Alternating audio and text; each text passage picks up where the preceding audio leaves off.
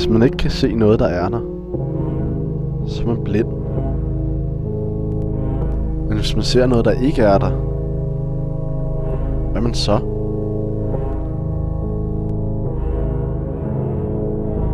Man må ikke snakke om det.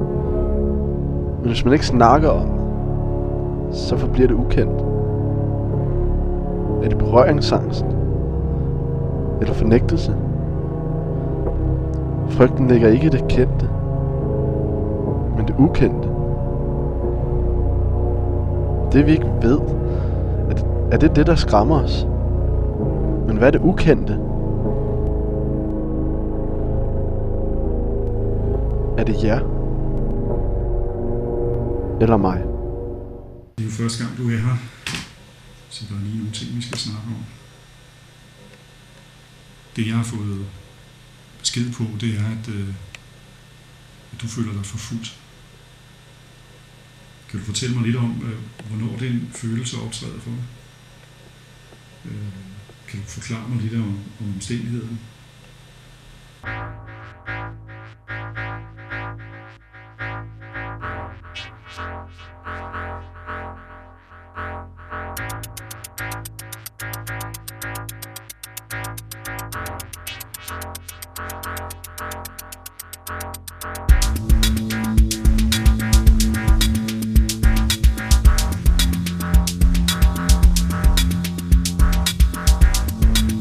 Det er jo sådan, når folk føler sig forfulgt, at man må selvfølgelig først stille spørgsmålet om det dækker over noget reelt, eller det blot er en indbildt ting. Og når du sidder her i sofaen hos mig, så er det selvfølgelig fordi, vi i hvert fald et kort øjeblik indtager, at det er indbildt. At det er en følelse, du har, som ikke er baseret på noget reelt. Hvis nu er indbildt, hvordan kan det så være, at du får den følelse?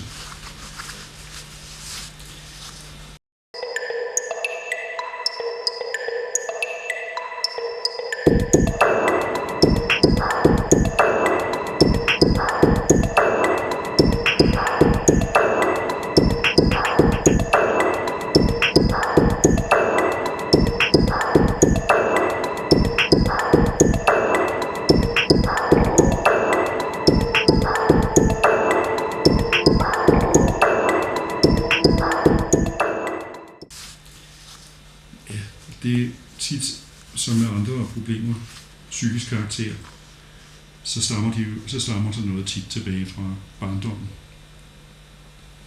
Som du måske ved, så ville Freud sikkert have peget på, at kilden kunne have noget at gøre med hvad der skete i den anale fase, som du gennemgik som ganske lille.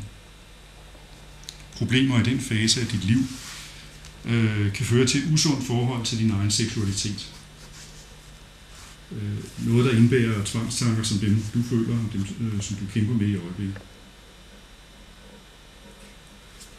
For at komme lidt tættere på det her, så kunne du måske fortælle mig lidt om dine drømme.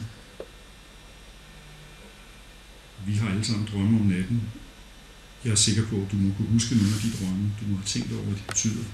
Og det er tit en nøgle til at nå frem til en forståelse af, hvad det er, der foregår inde i det. Optræder der mareridt, for eksempel, hvor du føler dig forfulgt om natten? Er der drømme, som vender tilbage, og som er skræmmende på en eller anden måde? Kan du fortælle lidt om det?